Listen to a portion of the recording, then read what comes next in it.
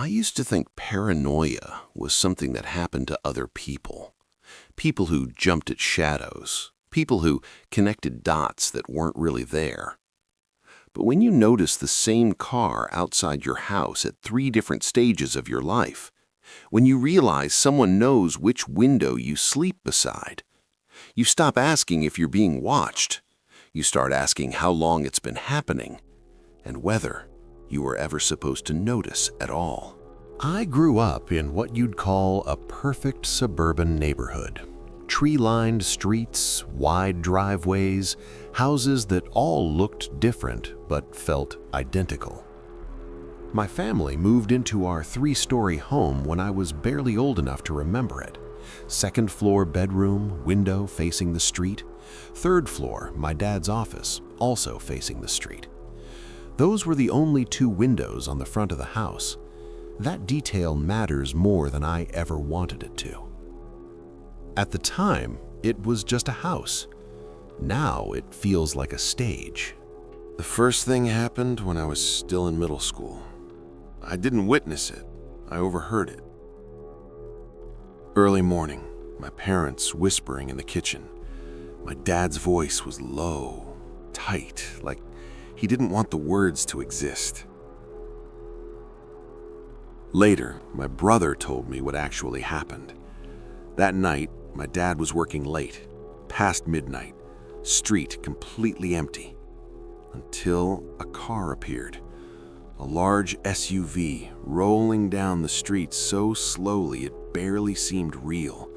5 miles an hour, maybe less. It passed the house, then came back, then stopped right across from our driveway. And no one ever got out. My dad watched that car for hours. No doors opening, no movement inside, just an idling engine and headlights pointed nowhere.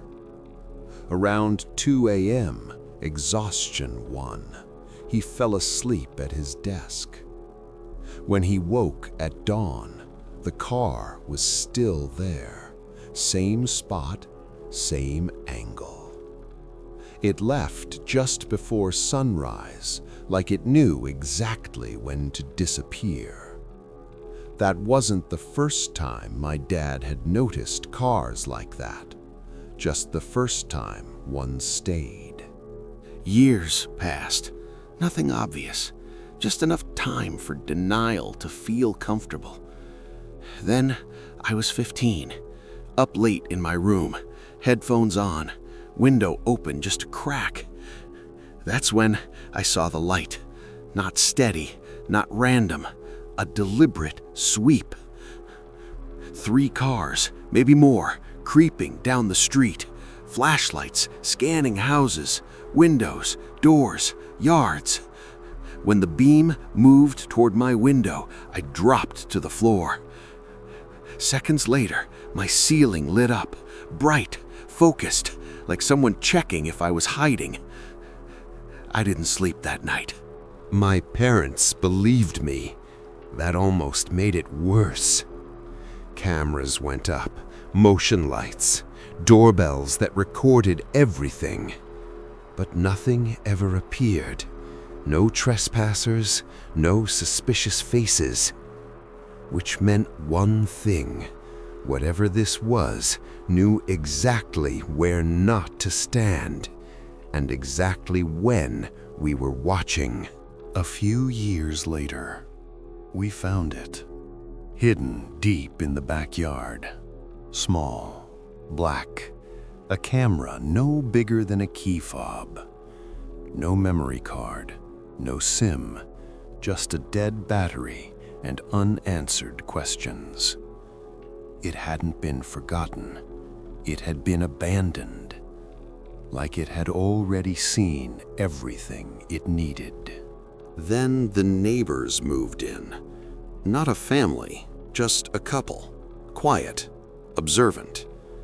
I started noticing them standing at their top floor window, always at night, always facing our yard. Not sitting, Not moving, just standing, like they were waiting for something to happen.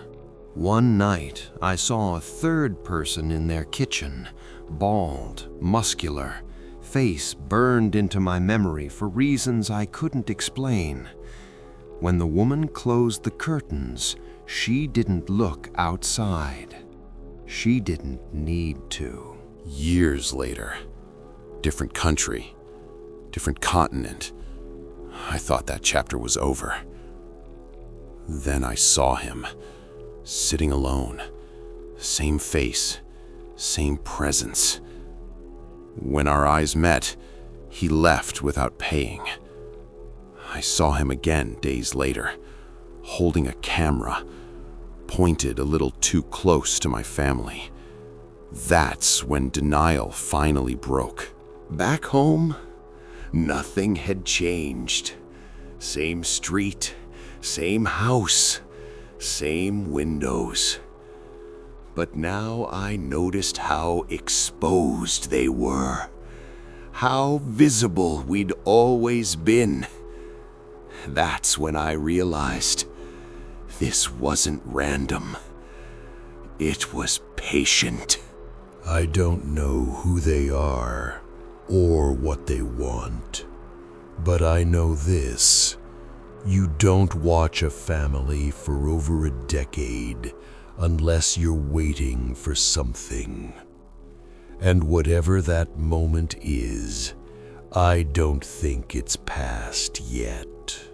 Sometimes I catch myself standing at my window late at night, staring back into the street, wondering if tonight is the night I finally see them again, or if they're already watching me from somewhere I haven't thought to look.